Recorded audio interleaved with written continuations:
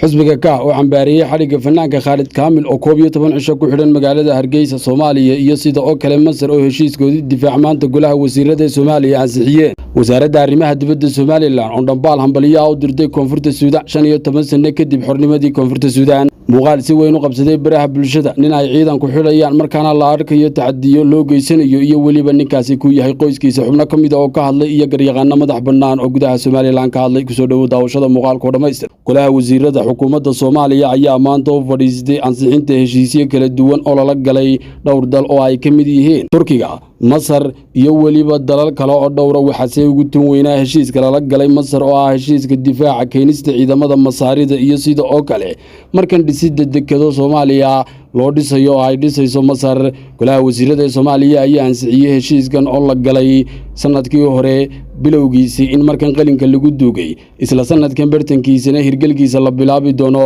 arintan ayay Soomaaliya sheegtay inay uga dhigan tahay difaaceeda iyo badbaadadeeda xilligan in la keeno ciidamada Masar gobolka iyo sida oo kale gudaha Soomaaliya waxay sheegtay qorshayaal fog oo markan laga leeyahay difaaca ajandaha qarannimada Soomaaliya in lagu badbaadinayo iskaashiga iyo heshiiska dhex maraya xilligan Soomaaliya iyo Masar sidoo kale mas'uuliyiin sarsare oo ka tirsan kuwa Itoobiya ayaa ka hadlay arinta heshiiska Masar iyo sida oo kale Soomaaliya mana ahayn wax cusub dhawaanihii ugu dambeeyay Itoobiya waxa ay farta ku godaysay heshiis kasta iyo tallaabo kasta oo difaac oo la galo Masaarida marka la joogo geeska Afrika gaar ahaan la keeno xuduudda Soomaaliya u dhaxaysa markan Itoobiya inay noqon doonto dagaal iyo colaad Soomaaliya ay geeskeeda ka qaadatay oo lagu baaqay si la mid ah sida Ridwaan oo ah la taliyay hore wasaaradda arrimaha dibadda dawladda Itoobiya ayaa ka hadlay isla heshiiskan saacado kadib markii qalinka lagu dugay wuxuu noqon karaa heshiiskani tan iyo markii Soomaaliland iyo Itoobiya sanadkii 2024 bishii koobaad ay galeen heshiiskii safgarad ee MOU-ga ahaa ay qalinka ku wada dugeen madaxweynihii hore Soomaaliland Muuse Biixi iyo ra'iisul wasaaraha Itoobiya Dr. Abiy Ahmed Soomaaliya waxay u kabaylatay sidii ay u heli lahayd difaac iyo markan cid ay ku tiirsato waxaanay u dhaxaysay labada quwadood ee sida weyn iskugu haya biyaha webiga Niil ee Itoobiya iyo Masar maanta se waxay u muuqataa mowqifkeeda iyo go'aankeeda inay cadaysay marka la eego heshiiskan qalinka lagu dugay wixii ka dhalan kara iyo wixii ka soo kordhana waqtiga ayaa sheegi doonay markan xisbiga ka ayaa maanta ka hadlay xariga fanaanka iyo hobalka Khalid Kaamil oo ku xidhan magaalada Hargeysa maalintii 12aad waxay sheegeen xisbiga ka markan xariga fanaankani inuu daba socdo caburinta cagajugleynta aamusiinta iyo waliba sida oo kale ku tumashada xuquuqaha aasaasiga ee muwaadiniinta qaranka Jamhuuriyadda Soomaaliland ee xukuumadda hadda talada haysa geeska kale waxay ku cambaarayeen ilaa hadda inaan fanaanka kiiskiisa loo soo bandhigin laamaha garsoorka sida oo kalena aan la muujin hobalkan ayaa lagu xidhay magaalada Hargeysa kadib markii la helay heeso suugaaneed uu qaadayay kuwaas oo quseeya arrimaha qasa Falastiin iyo sida oo kale safaaradda Soomaaliland ee Qudus waxaana heesihiisaasi markan muujinayeen inay yihiin kuwo antiyo si weyn uga hor imanaya damaca iyo doonista Soomaaliland ah xilligan sidii loo sii adkeysan lahaa helista positionka aqoonsiga Soomaaliland ay heshay geeska kale erayada heestiisa ayay ka muuqanayeen markan inuu kordhigasho ugu sameynayo madaxda Soomaaliland waxaase yaabiye ama kaagii aan fariir ahayd in erayada heesta uu iska lahaa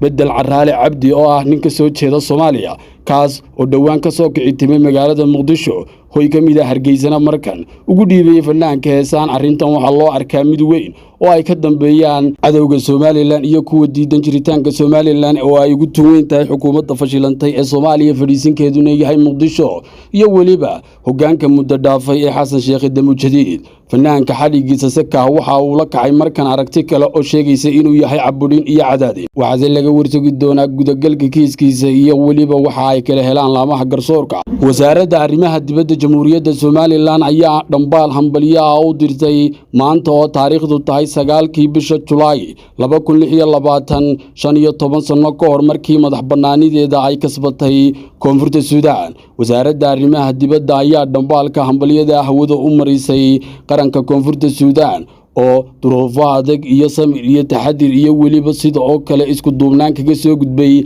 marxaladiisii doonisnimada qarannimada koonfurta Suudaan sanadkii 2011 bisha Julaay 9keedii ayaa koonfurta Suudaan si rasmi ah uga mid noqotay dalalka xubnaha ka UN-ka iyo dalalka madax bannaan ee kamid ah kuwa dunida Suudaan waa dalka ugu yar ee ku soo kordhay dunida marka la eego madax bannaanida buuxda iyo waliba in dunida oo dhan uu ka haysto aqoonsi waxaase la sheegay inuu soo maray halgan gaadhaya 54 sano oo ay wada galeen Suudaanta kale intii uu socday halganka koonfurta Suudaan waxaa soo maray wacdaro waaweyn oo markan cajiib ah dagaal ahaanna waxaa la qiyaasaa tirada dhimashada ee khasaare ee uu dhaliyay inay gaadho 2,500,000 oo qof tirada dadka Suudaan oo 12 milyan ayaa ku andacooda ku dhawaad 5 milyan in dagaalka Suudaan ay kaga dhinteen inkastoo dawladda Suudaan ee weyn ee soo hadhay ay sheegtay arrimaha inaanay waxba ka jirin gudagalka arrinta ku sii fogaan meynay wasaaradda arrimaha dibadda Jamhuuriyadda Soomaaliland dhamaalkeeda hambaliyada ah waxa ay la wadaagtay wasaaradda arrimaha dibadda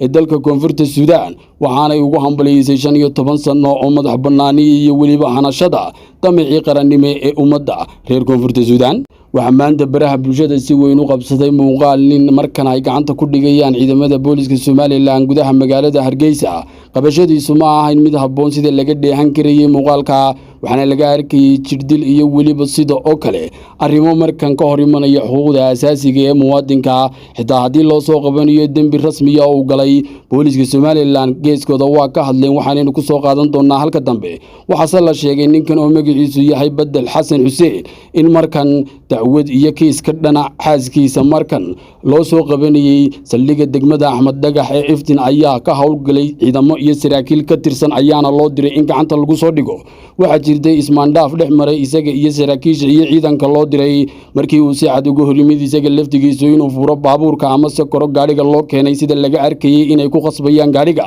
inkastoo jirtay gacan qaad iyo waliba markan tuga muuqanaya oo aan qarsoonayn booliska Soomaaliland waxay ka jawaabeen arrinta kadib markii ay si weyn baraha bulshada u qabsatay garyaqaan guuleed difaaco kamid ah garyaqaanada madaxa bannaan ee dalka Jamhuuriyadda Soomaaliland ayaa ku tilmaamay arrintan inay tahay mid u baahan in la helo laan garsoor iyo laan cadaaladeed oo ka madax bannaan booliska oo lagala xisaabtami karo tacadiyada ay galaan isagoo u soo jeediyay madaxweynaha Soomaaliland xeerkii dhawaan uu celiyay 16 Abriil inuu ahaa mid maanta wax weyn ka tari kara kiiskan garyaqaanku sidoo kale waxa uu tilmaamay falka lagula kacay ninkan xitaa haddii uu yahay dambiile inay tahay mid xadgudub ku ah habdhaqanka suuban ee markan ciidamada looga baahan yahay inay wajahaan soo qabashada dadka muwaadiniinta iyo kuwa aan ahayn ee markan baneeyay soo qabashadooda talaabadan boolisku ay ka jawaabeen waxaanay sheegeen ninkan in marka hore loo hayay waaran maxkamadeed oo lagu soo qabto sidoo kale waxay sheegeen hanaanka iyo habka loo soo qabtay inaanu ahayn mid qurux badan balse ninkan aanu ahayn dambilaawo iyo qof markan ciidamadu ay iskaga tageen oo ay soo qabteen balse uu ahaa qof loo hayay waaran lama cadaynin waranka waxa uu ahaa balse waxa la sheegay waran sharci oo maxkamadeed markan in ninkan loo hayay sida darteedna loo doonay geeska kale waxa la tilmaamay oo la sheegay warbixintana laga dheehan karayay in si adag looga howlgalay ciidamadii ku kacay falka iyo talaabadaas oo markan waji gabax ku ahayd ciidamada oo si weyn falcelin ugala kulmay baraha bulshada iyo dadka dheehday muuqaalkaas oo u arkayay mid xadgudub ku ah qabashada ninkaasi